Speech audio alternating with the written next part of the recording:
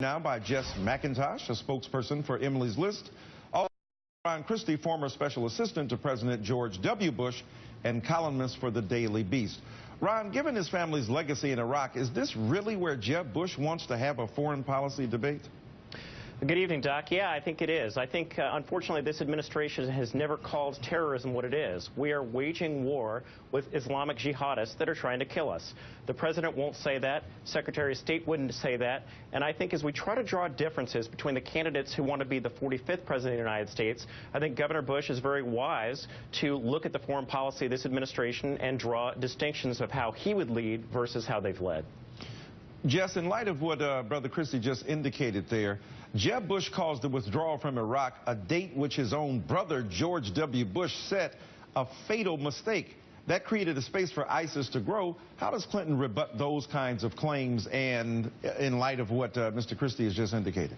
It seems very odd for Jeb to focus on the withdrawal from Iraq, the beginning of the withdrawal from Iraq, which was, of course, a date set by his brother. I think it is even odder for him to make this the focal point of his campaign right now. He floundered in the debate. He hasn't been able to recover from a few missteps about Americans needing to work harder and phasing out Medicare.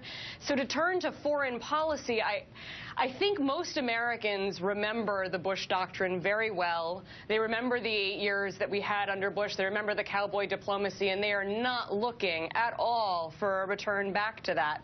So I'm curious to see where, if in any place, Jeb distances himself from his brother's policies. The last time he was asked about it, he said even knowing now what we knew, even if he had known then what we know now, he still would have invaded Iraq, which is a position that nobody in the Republican Party holds any longer. This just seems like a very, very curious place for him to be going if he's trying to draw up support and attention right now.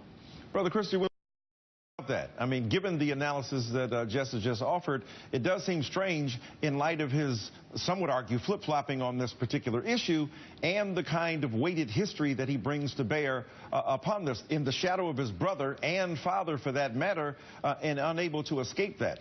Do you think this strategy of being critical of Clinton's record is a way to deflect some of the criticism from Bush's own record and the weight that he carries? No. I mean, you're talking about someone who is a strong executive in Florida, someone who is a strong leader, someone who is, of course, the commander-in-chief of the Florida folks who are in the reserves. And, you know, to use the analogy of, well, he needs to get out of the shadow of his brother or his father, then we might as well say that we should never elect Hillary Clinton to be the next president of the United States because she's going to be chasing interns around the Oval Office like her husband did.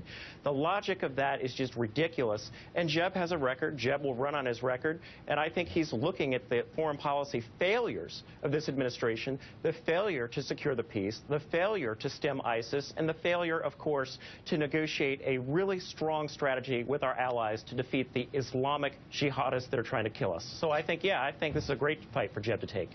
Jess, Jeb Bush plans to go after Hillary Clinton for only going to Iraq once during her time as Secretary of State. Is that a legitimate or even a fair criticism?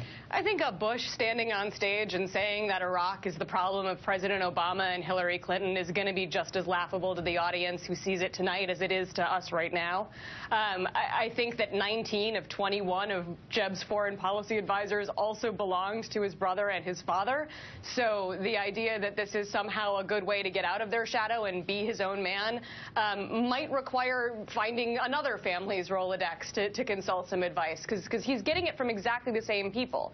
And if he wants to differentiate himself, if he wants to say that some of what W did was wrong and this is how he would be different, I think those are fair questions to ask a presidential candidate. So far, he hasn't done any of that.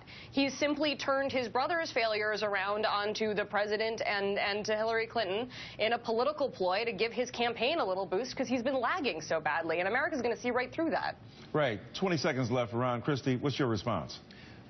George W. Bush won the war in Iraq. The surge worked. President Obama inherited a very stable region. The Obama administration and Secretary Clinton blew it, and now they have ISIS to blame. And no one in a million years is going to believe that. Oh, it's just I think everyone believes that because it's the absolute truth, Jess. It really is. Well, you were in the White House and I was protesting as a college student, so we're coming at it from very different perspectives. But I think a lot of Americans are with me. All right. Jess McIntosh and Ron Christie, thank you so much for your time tonight and that vigorous